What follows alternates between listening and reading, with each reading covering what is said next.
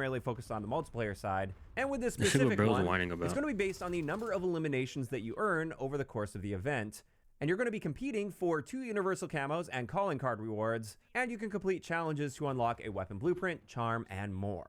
And now that we have experienced a few of these leaderboard events, and this is something that's really new to Black Ops 7, at least to my knowledge, I don't recall seeing anything like this in previous Call of Duty games, I did want to share my thoughts on it because I know a lot of people aren't a fan of these leaderboard events. I think for good reason. I think there are definitely some justified criticisms here. However, when looking at the overall picture of what Black Ops 7 has to offer post-launch, like they haven't even tweeted, "Oh yeah, our next time on our leaderboards, bro, we're gonna make sure like it didn't like, bro. What's the last thing they tweeted, bro?"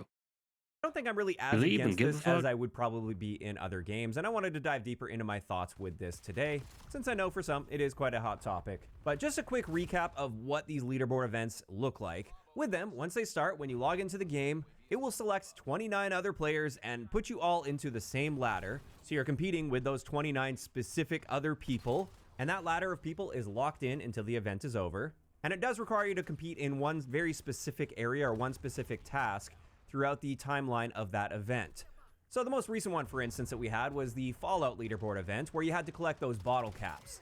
And those bottle caps are actually used for the other event as well. Yeah, I should have played zombies. I could have won. I didn't get the camo. You spend those to get the specific items, like the Hawker HX, for instance, the sniper rifle. While they were used to spend on that, they were also just used as sort of a currency that you had to build up throughout the course of that leaderboard event. And at the end of the event, you would be ranked with those 29 other people, and that would determine which rewards you get. And I wish I would have taken a screenshot of my leaderboard. I didn't really bother with that because I don't really care that much about these leaderboard events. But I just found some images online here, and you can see for first place, you get a special calling card. Oh no, so the person above, people will have that my first place leaderboard only got like 100 points more than me. You had to be first place out of the 30 people in your ladder. Whereas if you got top 5, you would get a different calling card, as well as a camo pattern, a universal camo pattern, that is. If you were top 10, you'd get a loading screen and a different calling card. Is you are directly competing against other people, and that's fucked. Like once you lose, what do? You can't. There's no way to earn it ever again. Since not everybody is going to be able to get them, and in this case, literally only one person out of those 30 people will be able to get that first place reward.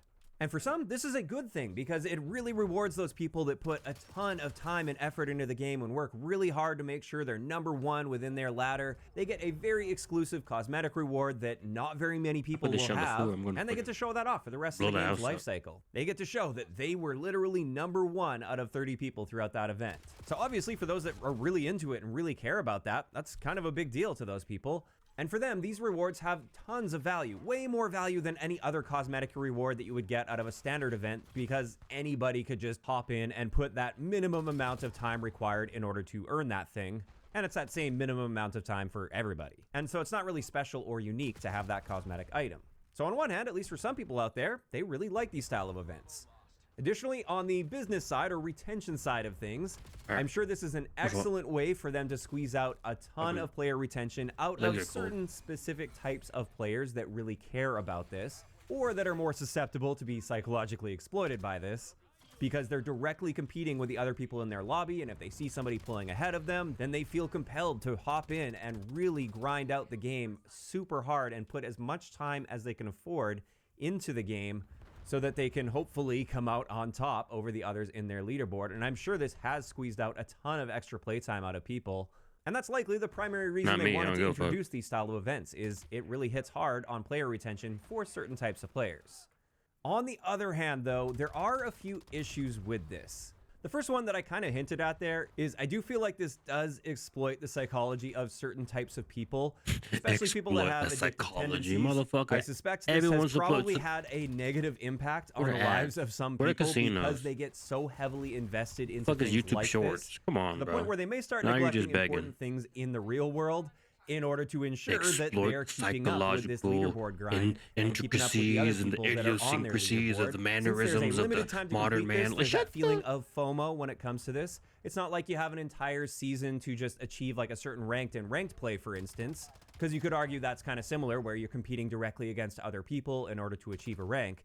This is different in the sense that it's limited time and you're competing using a metric that's almost directly correlated to the amount of time that you're putting into the game. So it's much less of a skill-based thing like rank play and more of a how much time can you spare to invest in order to keep up with the other people that also feel compelled to be putting as much time as they can possibly spare into this grind in order to come out on top. Why'd you make a 10-minute, 11-minute video about this when you could have just tweeted about it? Might not seem like a big deal. Like, it's just a video game. It's just a cosmetic in a video game.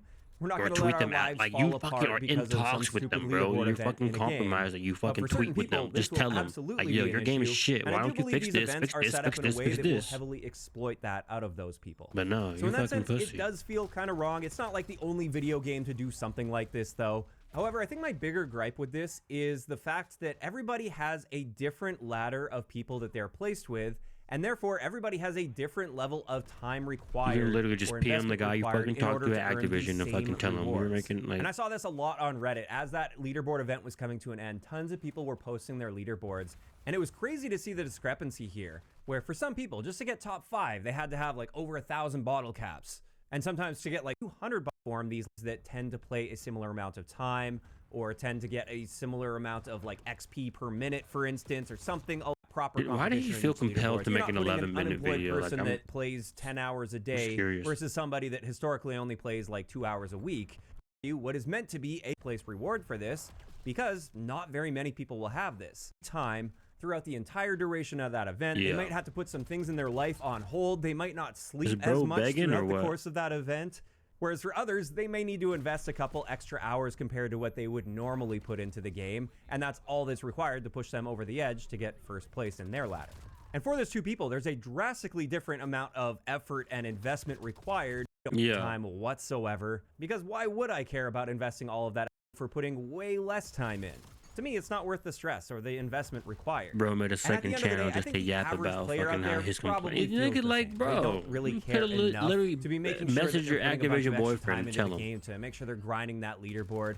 For most people, it probably doesn't matter all that much.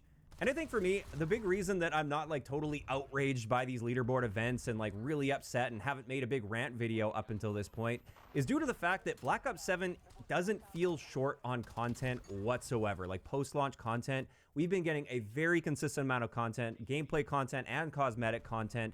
There are so many things to work toward at any given time, and it really feels like in the first place, and locking them about them at all. Opinion on this would be very different in a sense. It did feel like at times things were going really slow. There wasn't much to be working toward, and we were eagerly awaiting some scraps for content or events throughout Black Ops 6. Yeah, at least he's not fucking high off coke like Nero would have felt like, hey, I've got that nothing to do, and this is the one thing you give us to do now. This video would have been 3 minutes, bro. And you expect me to put all of this time in just so I've got something to do in the game?